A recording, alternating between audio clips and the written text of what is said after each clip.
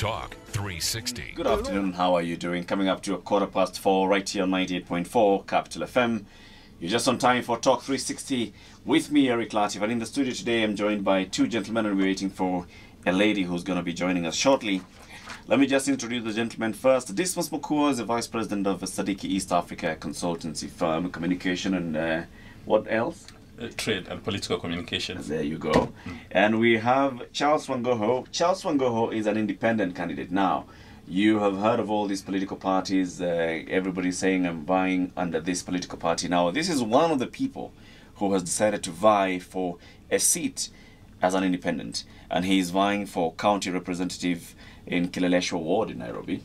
That's Dagoretti North constituency, I believe? Yes, Eric. Yep, and we'll also be joined shortly by Esther Passaris, who's vying for women's rep in Nairobi. Today, Talk 360 basically just comes down to Nairobi and looks at the governance of Nairobi City and Nairobi County, because this is a very, very, very crucial county in the country. 60% GDP generated in Nairobi. We're going to be getting the most money from the central government when it comes to county allocations, about 15 billion and counting. But also we have 84 wards in Nairobi. And these 84 wards in Nairobi are going to be represented by county reps. Here's a funny bit, Dismas, that very many people, and I say very many people, I'm talking about people who I interact with on a daily basis in the office, at work, at my social places, on social media, do not really know what a county rep job is. And to them, the importance of a county rep is, well, the function of a county rep is neither here nor there. We just need to get a president right, and everything else comes and sorts itself out. And that's why we're here today to talk about this, because I've also been talking about the campaign called I Run This City, and the I Run This City is basically saying the important person that we need to think about is a county rep. And Charles, you first of all, let me just say, Charles, I looked at your resume and I was like, whoa, all right. This is a young man who's done quite a bit. He's worked at the Kenya National Commission on Human Rights. He's worked at the Danish Institute for Human Rights as well. Go on. And the Africa Center for Open Governance. Go on. At least as long as your arm. You know? I think I'll stop off there for now. And hopefully Kileleshwa County Ward coming up. Yeah, so Charles is also a lawyer by profession. You've studied law up to the master's level, and you've decided at this point that you want to stop making noise about human rights as an activist, and you want to get involved. Eric, I feel that we have to start engaging in these processes. For too long, we have left this space as a sort of politics. He said, you know, politics is not for us. It's not for the so-called good people or the people who, you know, the professionals. And the result is what we are seeing. You know, debilitated roads. Basically, our infrastructure is crumbling, and so that's why I feel that we have to engage in this space. Great. And this is what's happening here, is that Charles Wanguhu is one of the people who is vying for county rep in Nairobi. And Esther Passaris is going to be joining us. She's running as women's rep in Nairobi. Now, basically, let's just be clear that the women's rep has nothing to do with running of the county. Basically, this is a member of parliament going into the National Assembly, just because we need to increase the number of women in parliament. We are going to vote for 47 of them straight from the counties, and they will be there. Plus, we'll have to nominate, but also we'll have a problem nominating a number of women into the county assembly of Nairobi. Well, that will not be a big challenge, but going to the position of the rep, she'll still be representing Nairobi interest, because when she goes to parliament, assuming that she wins the seat, her major constituency is going to be Nairobi. So she'll need to have regular meetings and consultations with the governor and senator, as well as the county reps, for them to form a position of Nairobi. And as you've indicated clearly, that Nairobi controls Kenya's economy. So if we have people who do not understand economics representing us at the national level, then we're going to be in big trouble. And what is exciting about Esther Passaris is that she's a business person. And Nairobi essentially is a business county. So probably she has an idea of what a business person needs to do in Nairobi and the challenges they face on a day-to-day basis, having undergone the challenges, real time, not from theory, not from a theoretical perspective. So she knows everything. So it would be, it would be a good opportunity for residents in Nairobi to elect such kind of people who run businesses and know the challenges and probably know the solutions. And then it's very exciting to have somebody like Charles here with his resume that has already intimidated me going to County Hall. It was supposed to impress you. But I'm not intimidating. But you see, you know, in the past when you watch TV and see the past, the councillors we've had running our institutions, the way they go to parliament, you know, they go to the county discussions and start throwing seats all over. It's very intimidating. And in my view, throwing seats is not a very bad idea because we see it in very advanced democracies like South Korea and Singapore. But it's the reasoning behind throwing seats. For us, our councillors throw seats because they're not able to agree on how they're going to steal from the city hall. But I'll be very excited if Charles will be throwing seats on policy issues that they want to lower the cost of living in Nairobi and they cannot get a position. They want to know how to kill the so many licenses that are required for us to do business. They can't get a position and they throw seats. That would be a good reason. I'm in no way suggesting that throwing seats is a good idea. But you know, if we have that kind of an emotional debate, that would be very exciting. And the reason why if it's to the greater good. Yeah, and the reason why we need to be very careful with the people we elect as county reps, with the new constitution, they'll be able to make laws and regulations governing the city, which would be as good as national laws. So if we elect a mediocrity to go and represent us, and they come with mediocre law, then we're going to be in trouble. Which is why your earlier statement is very shocking. The majority of the people you relate with have no idea of a county rep is going to do at a city hall. Yep.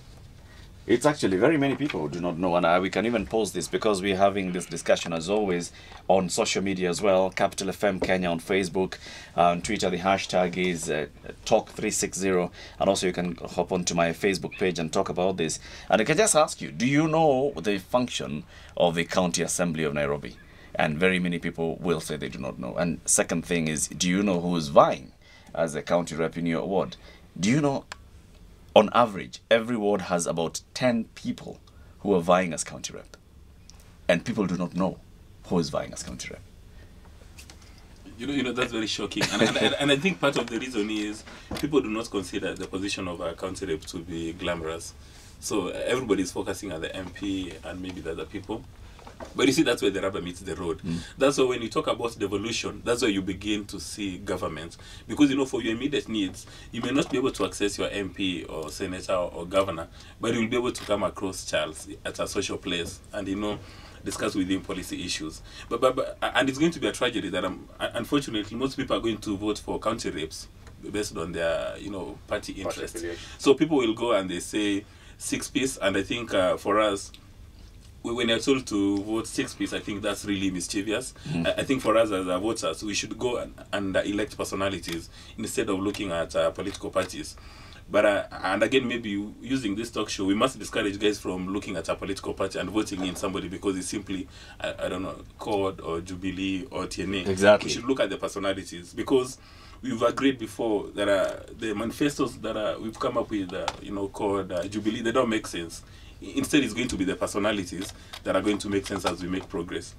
Charles, why did you decide you want to vie as county rep? Why not anywhere else? What's the importance of county rep? I felt that, you know, devolution, I think just like Dismas had alluded to it before, I mean, devolution gives us the opportunity to actually get our services, you know, direct to you. For example, the Kileleshwa ward, I envision a Kileleshwa ward office where you would go there to access, you know, even your local business licensing, your rates, for example, that you don't have to come all the way into the city center. Right. So this will be your local access. And this will be the people also who will be in charge of even the inspectorate. So I'd expect the Kileleshwa ward office to have, you know, like officers representing all those key issues that the county government will be looking after. For example, the inspectorate department, which will be looking at the business licensing, the licensing of even food stores. So that's what we envision, and that's a vision for devolution. But the problem is, if you get the wrong people into it, what we'll do is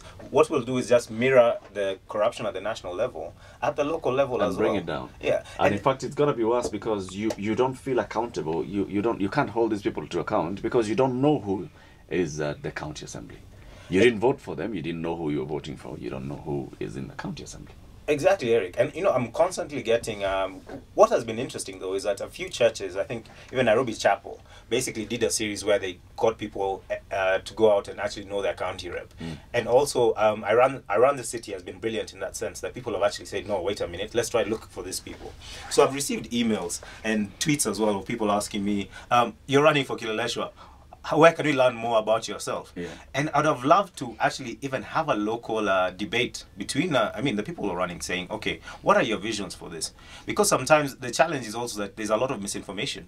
Like people, even you look at people's posters who are promising all these big things. Somebody's talking about secondary education. And county government is not going to be in charge of secondary education. So, these are the challenges that you find. But of course, some of them are teething problems as we move from this current system of government to the new system of government. Here's my bigger issue, though, Dismas. When you talk about Nairobi, this is one county that has the greatest access to information. You interact with people who should know. People who know Oscar Pistorius has been granted bail. Oscar Pistorius shot his girlfriend. And we know all these things, and we know about all the football games and all the. Somebody can even tell you who the other candidates in the American election were. But then, when it comes to really internalizing the importance of our local reps, there's that disconnect. For me, I think the problem is the middle class in Kenya. For the longest time, they've never socialized or wanted to understand the Kenyan political system. And provided they know who is running for president, then from their Facebook or Twitter accounts, they can make their comments. And I will not be surprised that all these guys who know everything about what is happening in South Africa, India, or in the cricket world, probably are not even registered voters. So their views at this stage count for nothing. Majority of them are not going to vote. And on a Sunday evening, they'll go out to, some restaurants, have a drink till morning, go back home the following day on 4th, sleep, and start watching news at 6 in the evening to see the outcome of the election. Because if Kenya's got a population of 40 million people, how come it's only 14.5 who went out and registered as voters? So that has been the big problem. Then what happens now? The people who take decisions on Nairobi are going to be about 80% of the population, which is largely, and I say this with humility, largely uneducated, illiterate, and very poor. So when Charles Competition goes to them and he gives them 200 bob each, then they say, this is the kind of guy we need. When he tells them, I'm going to give you secondary education, even though we know it's not going to be provided by county governments, they say yes. They take it. Yeah, so the problem is that the majority of us in Nairobi, while we know what we need in life, we don't go the extra mile to go and register. And then even some of us who registered, unless there's sufficient levels of pressure, on 4th of March, if it rains on that particular day, nobody's going to wake up early in the morning at 6 o'clock and, go vote. So for some reason, we are a very mischievous lot.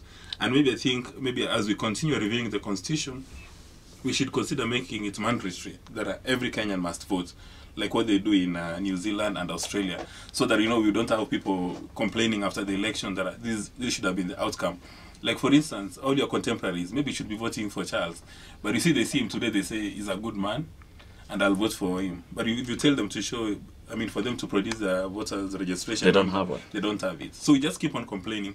That's why we may end up having leaders in Nairobi who are not going to add value to us, and instead will take us backwards. Charles, just let's put this straight to you. Because you are vying as county rep, let's give you the 2 minutes to explain to us what is the role of a county rep.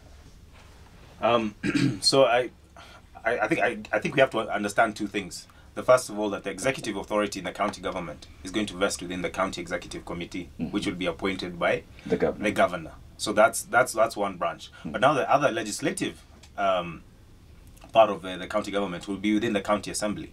So the county reps are the people who are going to put policies in place. For example, my people in Kileleshwa, the big issue is sort of security.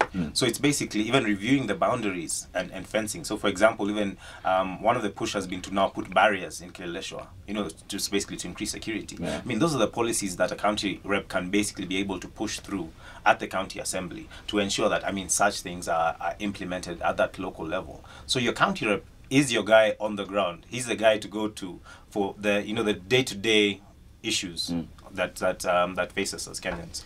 And I think, Eric, even here, I mean, for the shock factor, I mean, Dismas had talked about the middle class and them being comfortable in the social joints.